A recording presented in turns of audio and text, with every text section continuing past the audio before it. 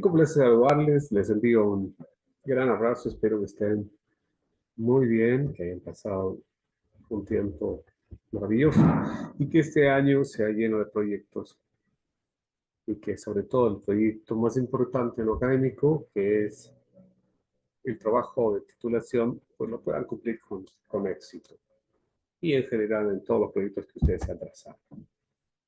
En lo que respecta a nuestra materia, pues decirles que hoy vamos a concentrarnos en lo que es la entrevista, pero conviene hacer alguna reflexión.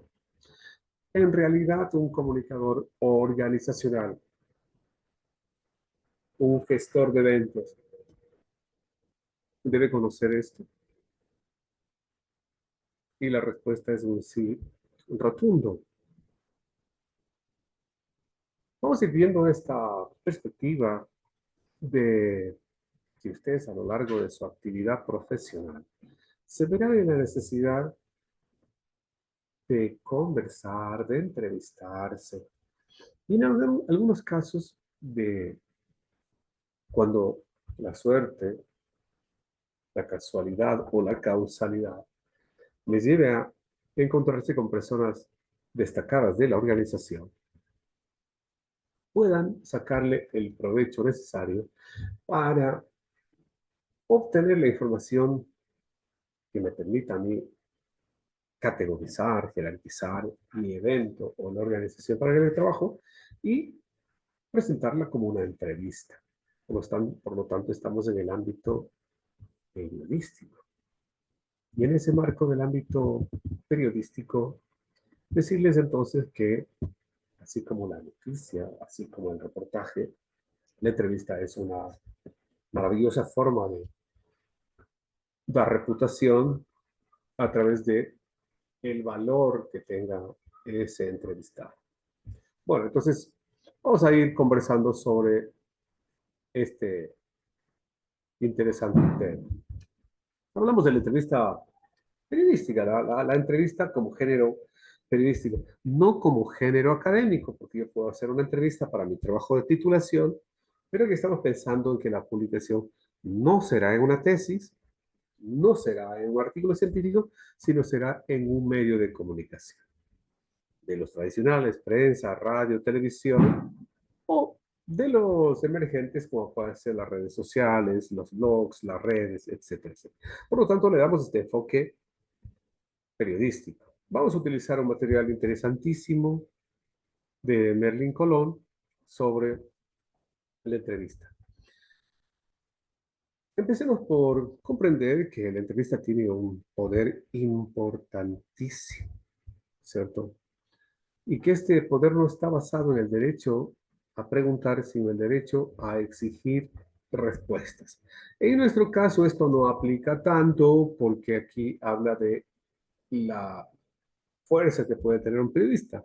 Nosotros vamos a ubicarnos desde la necesidad que tiene un comunicador organizacional de buscar respuestas, no de exigir respuestas. Entonces es importante hacer estas aclaraciones. A ver, digamos que entonces que es un género que nos sirve para informar desde la comunicación organizacional. Cuando ustedes vean periodista aquí, reemplácelo por comunicador organizacional o por relacionista público. ¿Cuál es la idea? Desarrollar un diálogo activo, vivo, actual. Obviamente es un género que utiliza la descripción, la narración. ¿Cuál es el valor de una entrevista?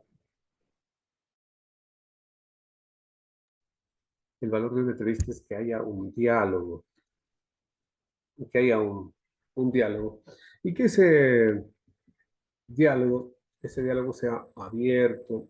El protagonista no somos nosotros.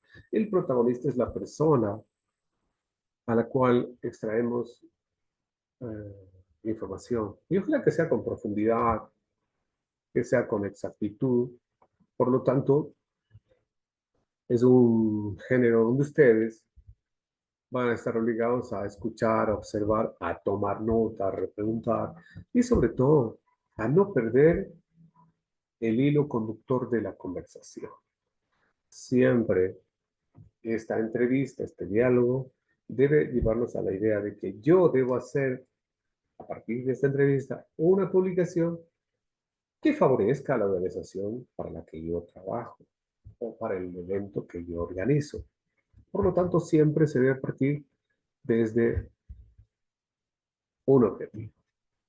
Algunas reglas básicas de la entrevista. Acercarse, la proximidad es fundamental, es decir, no se puede hacer una entrevista desde la distancia. Debe ser un intercambio natural, un intercambio de palabras natural, en donde yo no me luzco, se luce la persona a la cual yo le estoy entrevistando. Y debe haber una exposición, por lo tanto, la idea es que se cautive a esa audiencia de clientes, público en general. Eh, bueno, en términos periodísticos, siempre aclarando que nosotros no somos periodistas, pero que hacemos periodismo, no hay prohibición de preguntas. Lo que sí hay la obligación es de estructurar las preguntas. Acuérdense lo siguiente. Los periodistas siempre procuran sacar respuestas candentes, polémicas. Nosotros utilizamos la entrevista, pero no para sacar algo polémico, algo que enciende el fuego, no. Algo que instruya a la población, algo que mejore la imagen de nuestra organización, de tal manera que, aunque sirvan estas reglas básicas, hay que tener siempre presente estos aspectos. A ver, la entrevista puede tener diferentes vértices. El periodista exige respuestas. Nosotros no, nosotros planteamos preguntas y esperamos respuestas. Nosotros somos entrevistadores en el marco de la comunicación organizacional, no en el marco del periodismo propiamente dicho. El entrevistado, obviamente, es el que acepta las preguntas y tiene obligación tácita de responder en el periodismo. En la comunicación organizacional, no, porque no buscamos llegar a temas que sean delicados, porque nuestra tarea no es la de informar a la sociedad y develar eh, algunos aspectos que puedan ser oscuros, ¿no?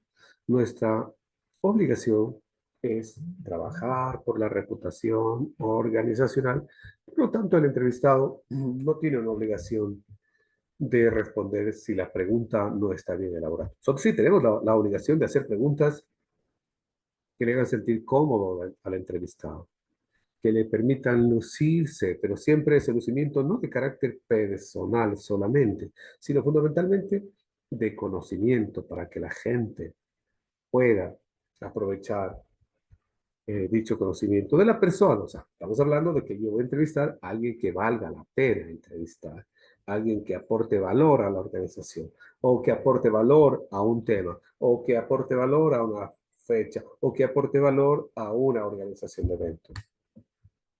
Obviamente, esa entrevista va a tener un público que es el que va a leer, va a escuchar, por lo tanto el esfuerzo va a valer la pena. ¿Cuál es la estructura de la entrevista? En general, acuérdense ustedes que ya habíamos visto la noticia, ¿verdad? La noticia tiene tres partes que era lead, cuerpo y cierre. Acá la situación no es muy diferente. Acá hay una entrada. La entrada no responde a las 5 preguntas, pero sí le presenta, ¿no es cierto? Sí le engancha este párrafo. La entrada es un párrafo en el cual le presentamos a la persona. Decimos quién es, qué hace y sobre todo, por qué le entrevistamos a él. En el titular también podemos utilizar estos aspectos, sobre todo quién habla, de qué habla, darle un valor importante. El titular se hace siempre al último, recordar eso. El cuerpo. Aquí el cuerpo ya puede ser preguntas-respuestas. Por lo tanto, yo voy preguntando y él va relatando. Es importante lo siguiente. Cuidado con poner todo lo que él responde. Alguien me puede decir, Leonel, pero es que si alguien calla, Si alguien no quiere responder la pregunta, eso sí tiene valor. Sí tiene un valor periodístico, pero un valor reputacional no creo que lo tenga. Siempre tener presente que nosotros nos ponemos en la idea de que las relaciones públicas hacen parte del periodismo, pero no somos periodistas. Entonces, el periodista sí quiere incomodarle al entrevistado para sacarle ciertas reacciones. Nosotros no. De tal manera que el diálogo tiene que ser activo, ¿cierto? Un intercambio satisfactorio, de tal manera que la audiencia saque provecho, porque también el entrevistado no se incomode, ¿verdad?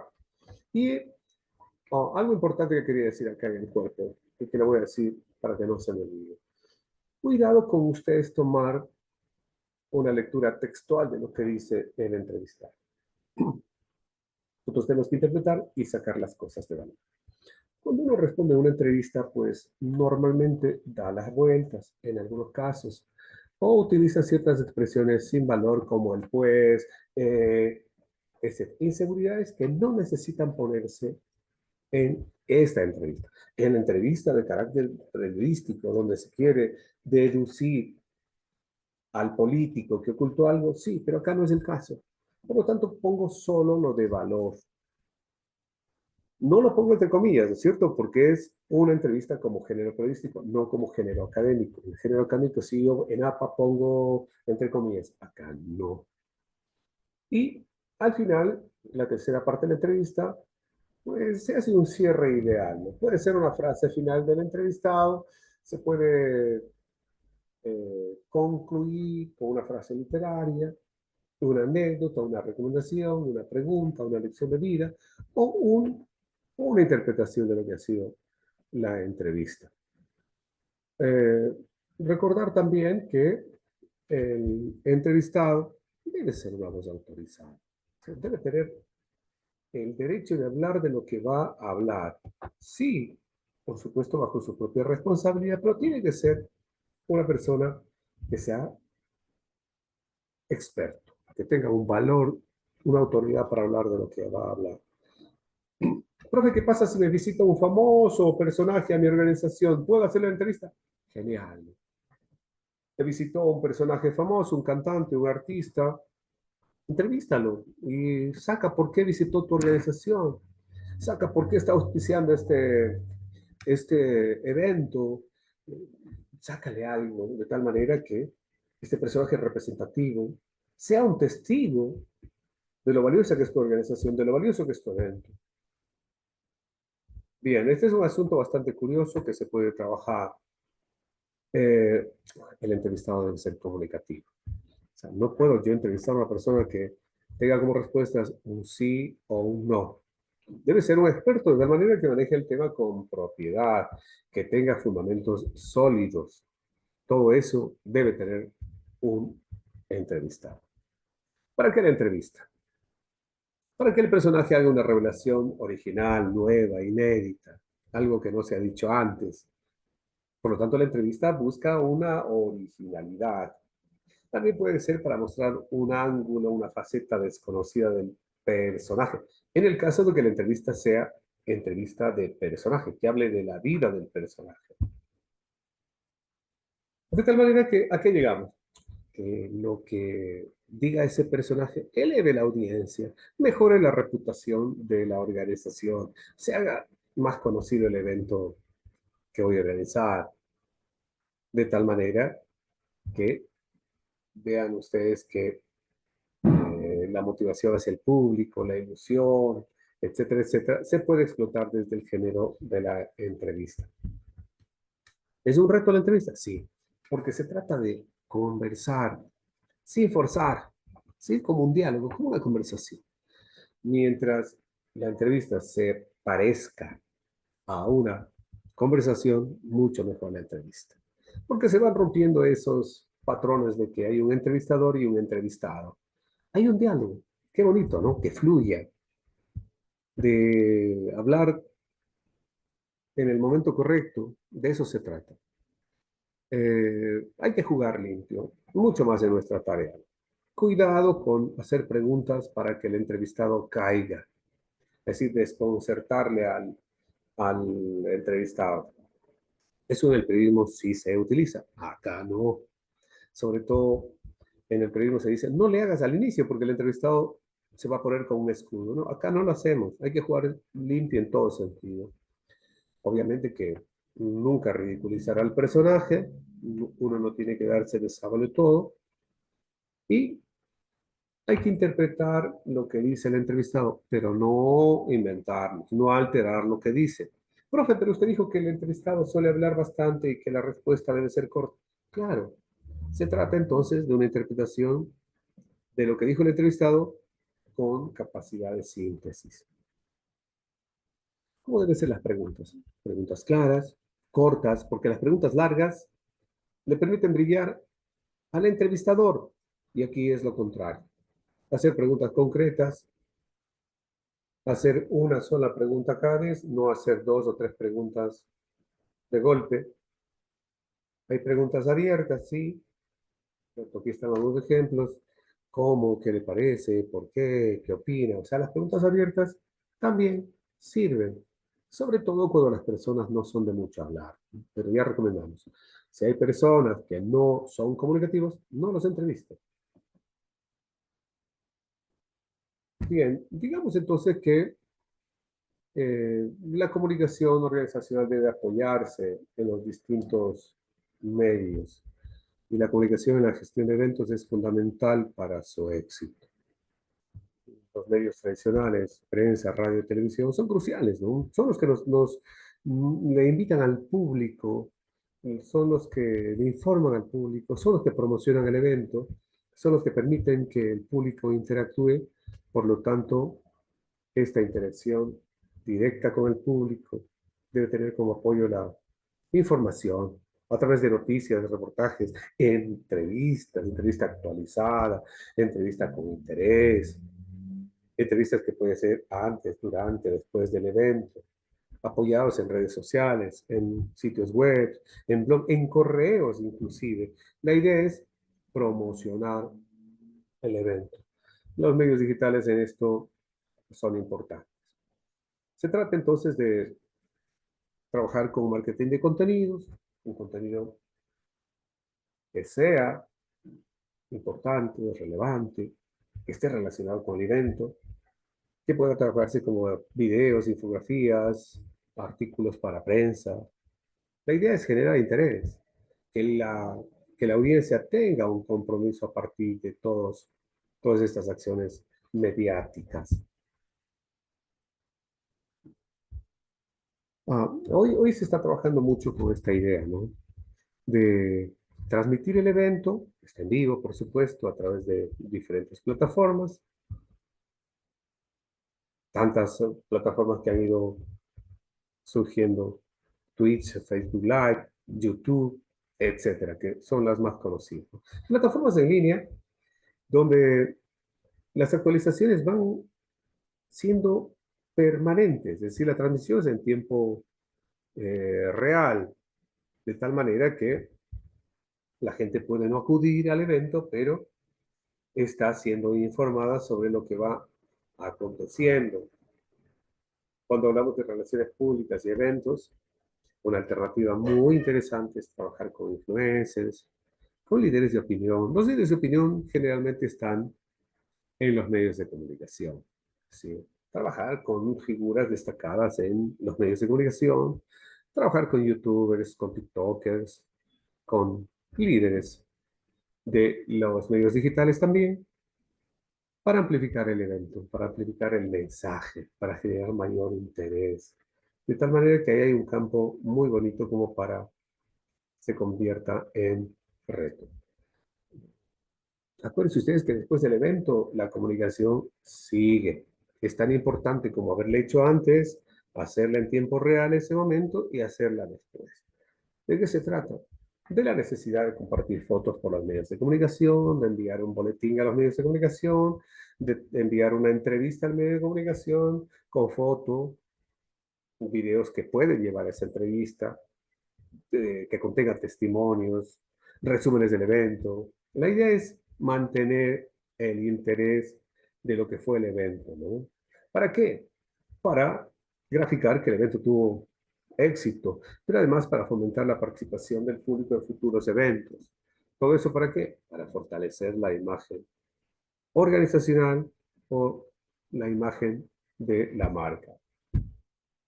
Estamos hablando entonces del feedback, ¿no?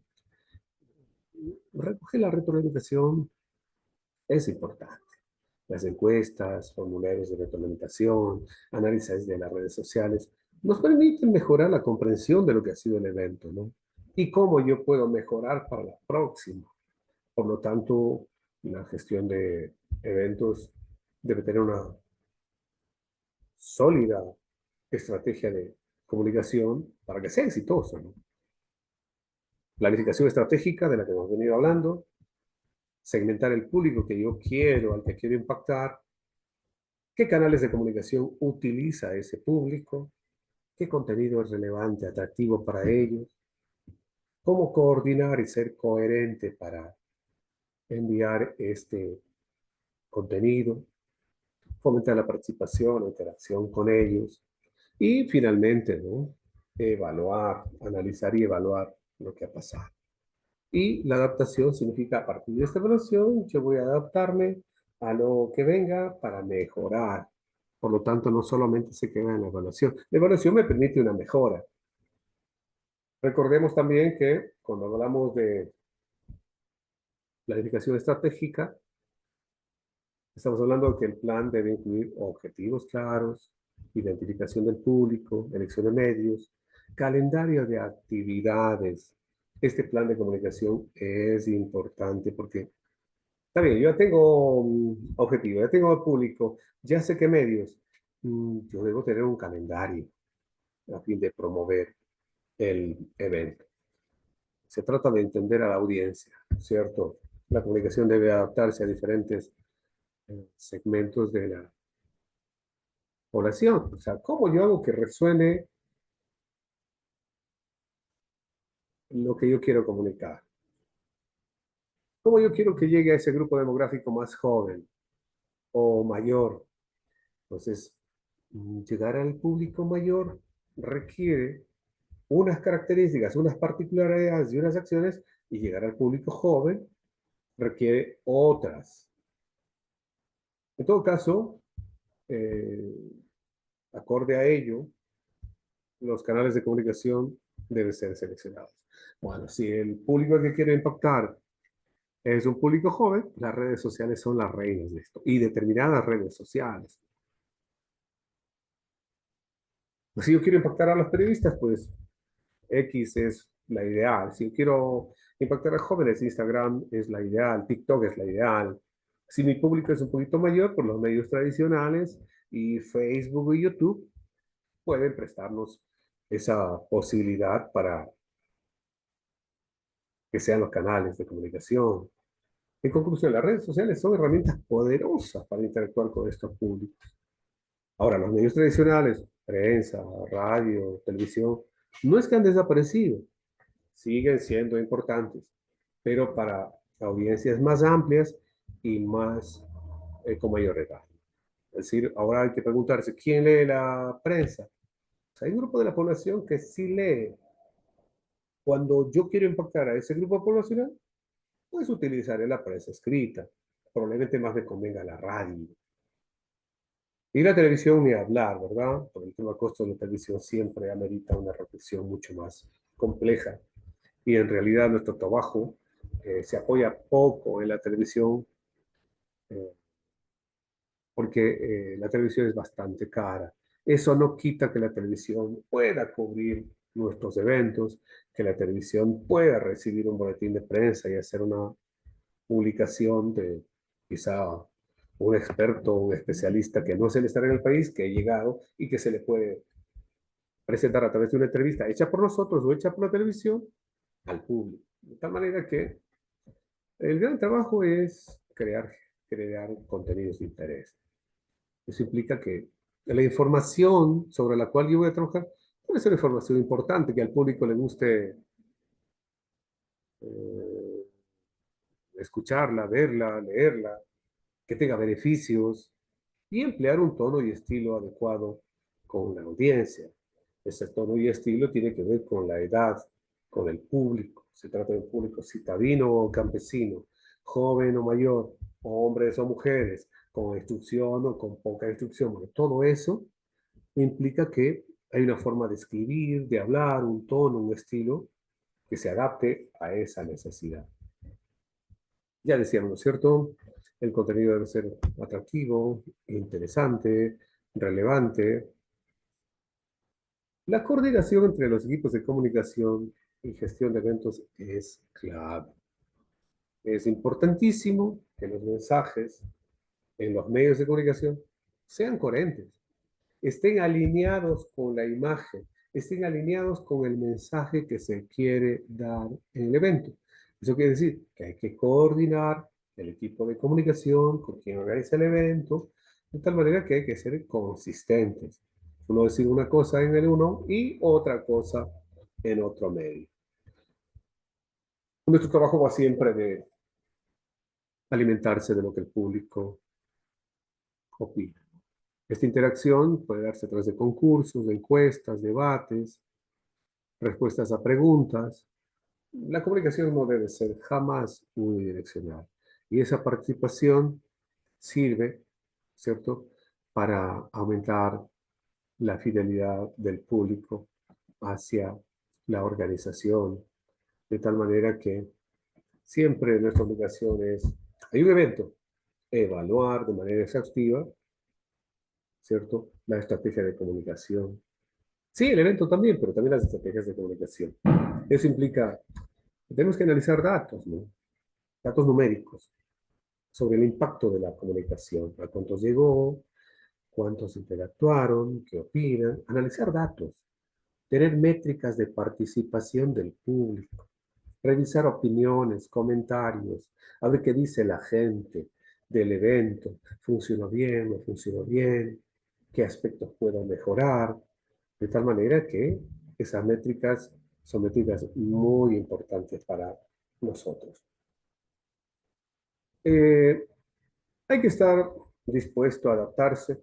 Los cambios son permanentes, el comportamiento del consumidor cambia también, las expectativas, las experiencias van determinando una, un comportamiento del público. Por lo tanto, la gestión de eventos y las estrategias de comunicación deben ser procesos dinámicos, deben adaptarse a los tiempos, deben adaptarse a, a las tendencias, de tal manera que eso es importante. A ver, seguridad. No olvidarse del tema de la seguridad de un eh, evento. Esto es muy importante, pero digamos que vamos a ver un video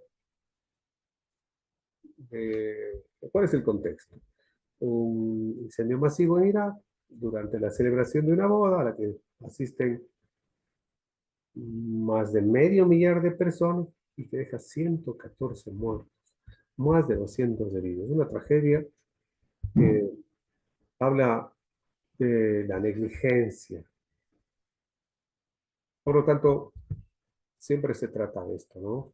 De trabajar, de llegar a los medios, de difundir, pero en la parte interna no dejar de lado estos aspectos que ya hemos venido hablando, pero creo que no queremos dejarlos Al pasar. principio de la semana de la boda trágica en Irak que termina con 100 muertos. Bueno, conocemos ahora imágenes que nos permiten entender qué es lo que pasó. Vos fijate, esto es la región de Nínive, cerca de Mosul, boda cristiana, 300 invitados aproximadamente.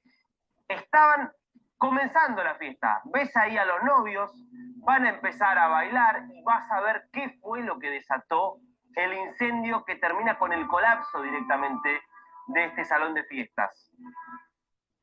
Ahí está la respuesta.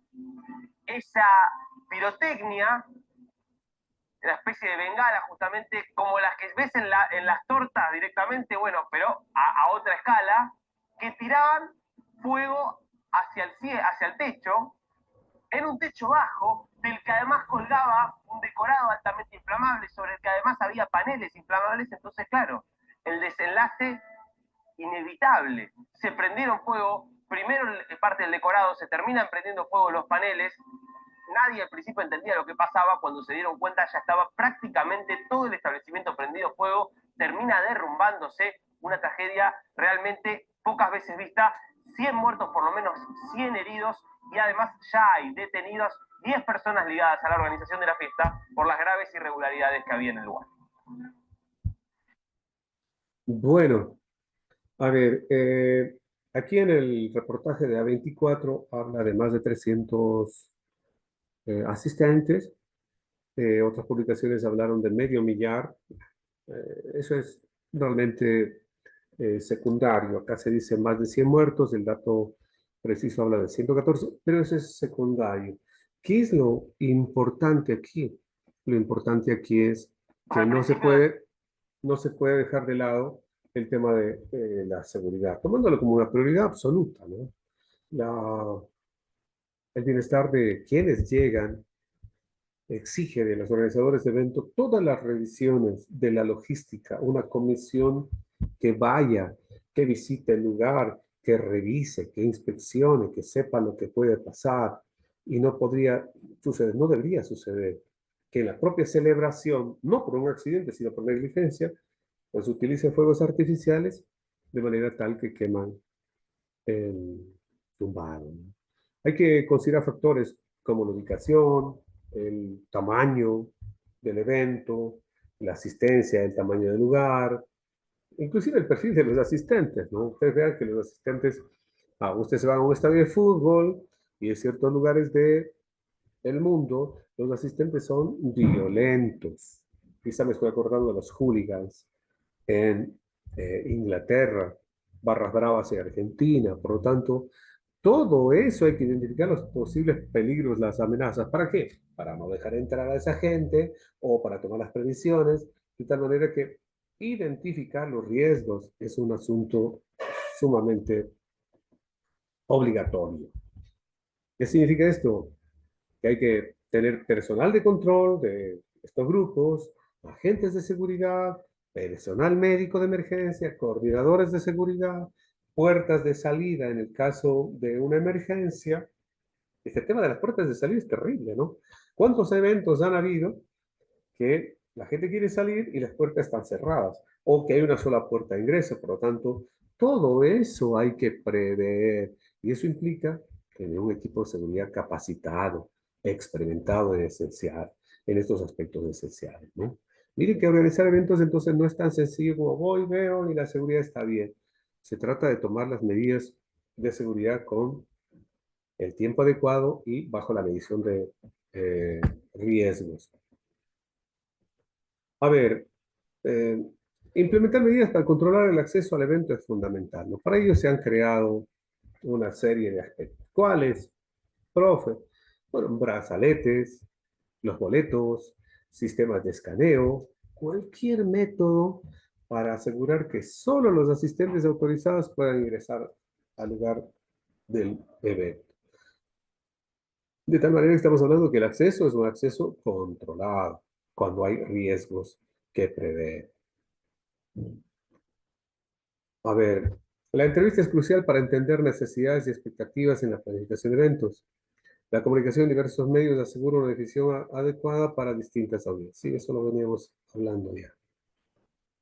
Vamos concluyendo, queridos jóvenes, decir en principio y a manera de conclusión que hemos abordado estos temas. Creo que son importantes, fundamentales para nuestra tarea, en el sentido de que la entrevista es un género periodístico que yo, como relacionista público, puedo utilizarlo para, a través de los medios de comunicación, llegar a las distintas audiencias y trabajar en ese impulso a la marca, al evento, a la organización. Y un segundo aspecto que es importante, que en la realización misma del evento, la seguridad no se puede dejar de lado. La protección de las personas que asisten a mi evento es la prioridad máxima. Hay que trabajar por el éxito del evento, siempre pensando que como base estará el protegerles a esos públicos que llegaron a mi evento y que como fundamento tiene su bienestar. Queridos jóvenes, hasta aquí la clase de hoy. Aprovecho para mandarles un abrazo, que tengan una feliz semana. Chao.